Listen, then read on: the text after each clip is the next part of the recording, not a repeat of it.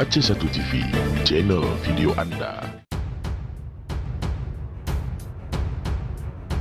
Kabar mengejutkan datang dari Front Pembela Islam. Mereka mengumumkan bahwa Imam Besar FPI, Habib Rizik Syihab, dikabarkan akan segera pulang ke tanah air.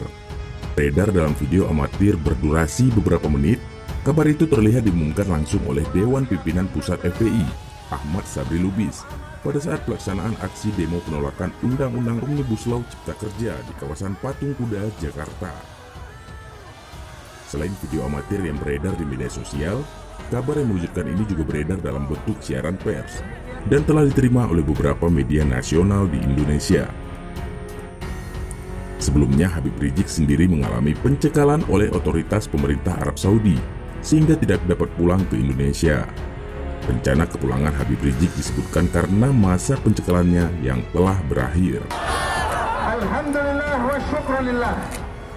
Pada hari ini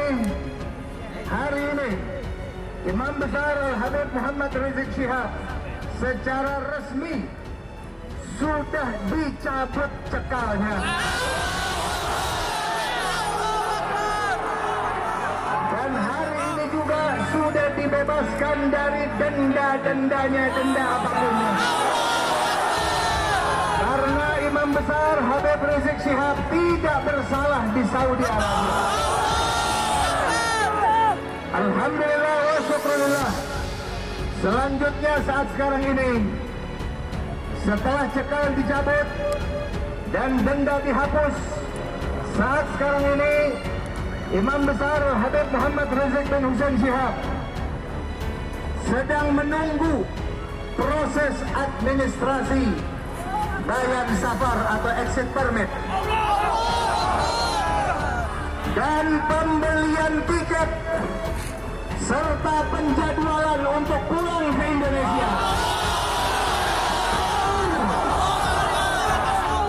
Dewan Pimpinan Pusat Front Pembela Islam dan umat Islam Indonesia menyampaikan terima kasih yang sebesar-besarnya kepada secara khusus kepada pemerintah Saudi Arabia dan semua pihak yang telah ikut andil dalam membantu Imam Besar Al-Habib Muhammad Rizik Syihab. Dalam siaran pers tersebut juga dikatakan, Habib Rizik dibebaskan dari denda apapun dan akan segera pulang untuk memimpin revolusi Indonesia. Mendengar berita mengejutkan, di dalam video yang berdurasi beberapa menit ini, ribuan anggota Front Pembela Islam terlihat bersemarak dan siap menjemput serta mengawal Imam Besar kembali ke Indonesia. Imam Besar Habib Muhammad Rizik Syihab akan segera pulang ke Indonesia untuk memimpin revolusi. Menyelamatkan negara kesatuan Republik Indonesia.